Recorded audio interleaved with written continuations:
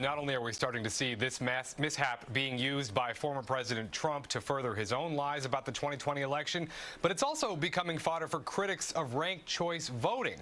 I spoke to two pretty well-regarded political science and election experts today who say all of that is nonsense. It gives fodder to people who are looking to spread disinformation and conspiracy theories and undermine confidence in elections. People like the former president, says Larry Norden, an election security expert at NYU's Brennan Center for Justice.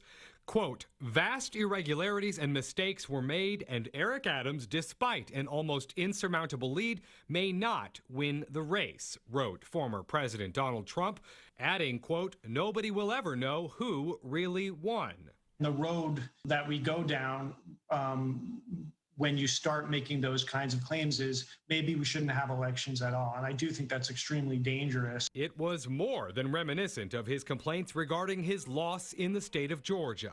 There's no way we lost Georgia. That was a rigged election. He has put a partisan wedge into the electoral process. Columbia University political science professor Esther Fuchs says he's only doing it to make people suspicious, when in reality, it all comes down to a mistake. Granted, a very big one, at the hands of the Board of Elections.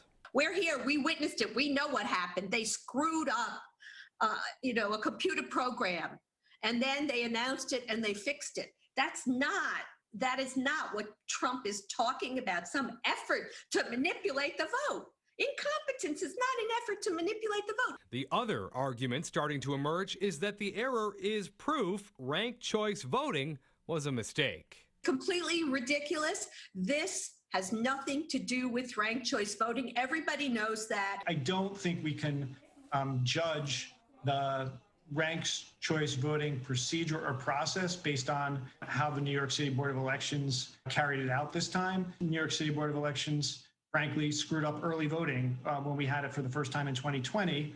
I certainly wouldn't argue that we should get rid of early voting because they did a bad job rolling it out. New York Republican Representative Elise Stefanik was also echoing the president's remarks today, calling for strengthening election integrity. But once again, this was an error that was caught and is being rectified, very different than intentional misconduct. Lori, back to you. All right, Chris, thank you.